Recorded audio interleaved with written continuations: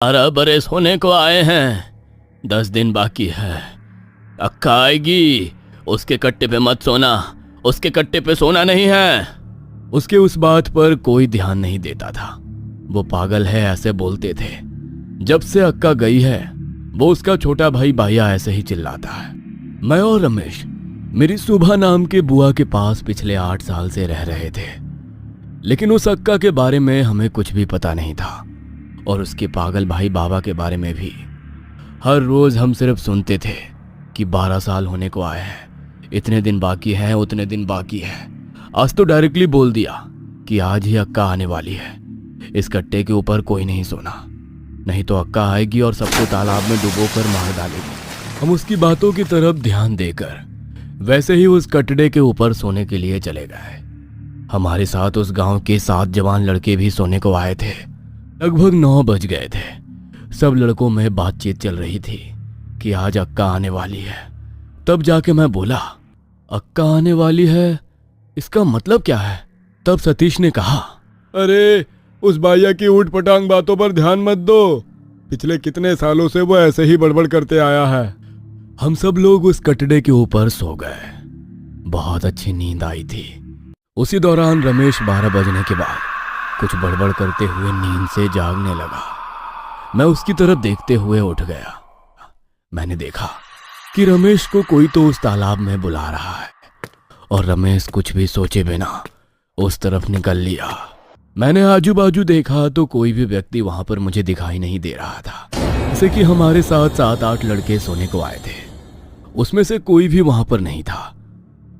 मैंने जब देखा तो 12:30 बजने को आए थे। मैं बहुत डर गया। मैंने इधर उधर देखा तो सामने वहां बाया नाम का बूढ़ा आदमी जोर से चिल्ला रहा था, मैंने बोला था ना यहां पर मत सोना। देखो अक्का आ गई है, मेरी अक्का आ गई है। देखो अक्का आ गई है। पानी के ऊपर कैसे लाशें तैर रही है, देखो उन लाशों के ऊपर मेरी बड़ी बहन अक्का बैठी हुई है। देखो देखो। रमेश को तालाब की तरफ जाते हुए देख रहा था। बाजू में सोए हुए सभी जवान लड़के मृत अवस्था में पानी के ऊपर तैरते हुए दिख रहे थे। उनकी लाशें तैर रही थी। उन लाशों के ऊपर वही बूढ़ी औरत अक्का बैठी हुई थी। मैं जैसे तैसे रमेश के पास पहुंच गया। उसको जो अक्का बुला रही थी, इधर इधर आओ, तो मैंने उसको उस भ्रम से जागृत किया और उसको अपने साथ लेते हुए सुबह बुआ के घर के पास से जोर से दौड़ने लगा। अक्का हम दोनों के पीछे जोर से दौड़ रही थी। उसका भाई बाइया भी हमारे पीछे भाग रहा था। हम दोनों ने उसका कुछ भी नहीं किया था, फिर भी वो हमारा पीछा कर रही थी। हम बहुत डरे हुए थे। जैसे तैसे मैं महादेव जी के मंदिर के बाहर जाकर पहुंच गया। मेरे साथ रमेश था। उसके हाथ को पकड़ के सभा मंडप में चला गया। वहां पर एक पुजारी सोया हुआ था। उस पुजारी ने हमसे पूछा, क्या हुआ? वो ये पूछा। दोनों ने पूरी हकीकत बता दी। इतनी ही देर में वहां बाया जोर से भागते हुए हमारी तरफ आता हुआ दिखाई दिया। पुजारी जी बोले, इसे तो मैं पागल कहता था, लेकिन ये तो ठीक ठाक लग रहा है। बूढ़ा बाया अच्छी तरह से बात कर रहा था, जैसे कि कोई आम आदमी बात करता है। वैसे वो आज बोल रहा था। वो कहने लगा, चलो चलो चलो बच्चों, अक्का तुम्हारी राह देख रही है, मेरी बड़ी बहन तुम्हारी राह देख रही है। बाया की तरफ देखते हुए पुजारी जी बोले, ये क्या बात है बाइया, तुम ऐसे क्यों बोल रहे हो? बोला था ना, अक्का 12 साल के बाद आने वाली है।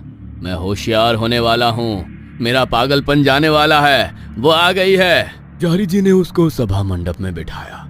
मैंने पूछा, ये क्या बात है?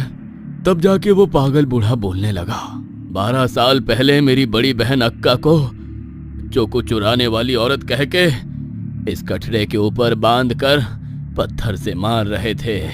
उसमें उसकी जान चली गई। उसी दिन रात को उसने मेरे सपने में आके मुझसे बताया कि मैं 12 साल के बाद वापस आने वाली हूँ। बाबा, जो कोई भी इस कटड़े के ऊपर उस दिन सोया हुआ होगा, उसको मैं तालाब में डुबो कर जरूर मारूंगी। तब मैं सबको हर दिन बताता था, 12 साल होने को इतने दिन बाकी है, 12 साल होने को इतने महीने बाकी है। लेकिन सब मुझे पागल समझते थे। अब देखो, तुम्हारे साथ जो भी लड़के सोए हुए थे उन सबको तो अक्का ने तालाब में डुबो कर मार दिया। बस तुम दोनों बाकी रह गए हो।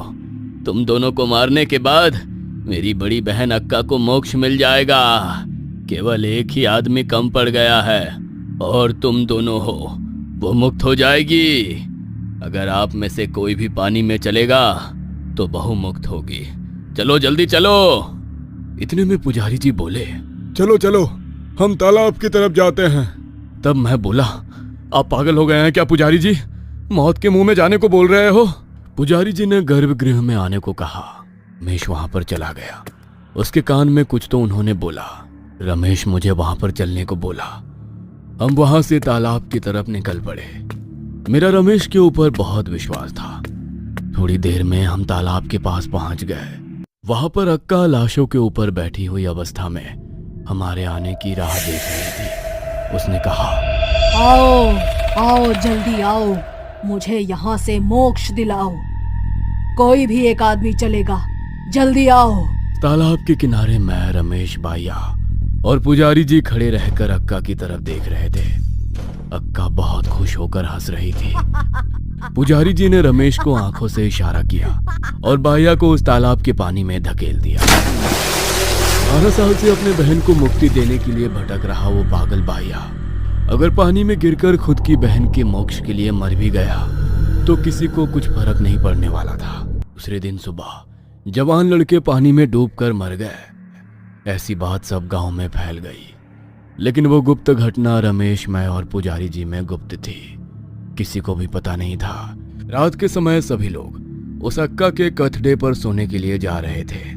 उसी वक्त बाया की तरह पागल जैसा बर्ताव करते हुए एक आदमी चिल्लाते हुए दिखाई देने लगा, पहाड़ के ऊपर उस कथड़े के ऊपर सोने मत जाओ। 12 साल के बाद बाया आने वाला है। बाया।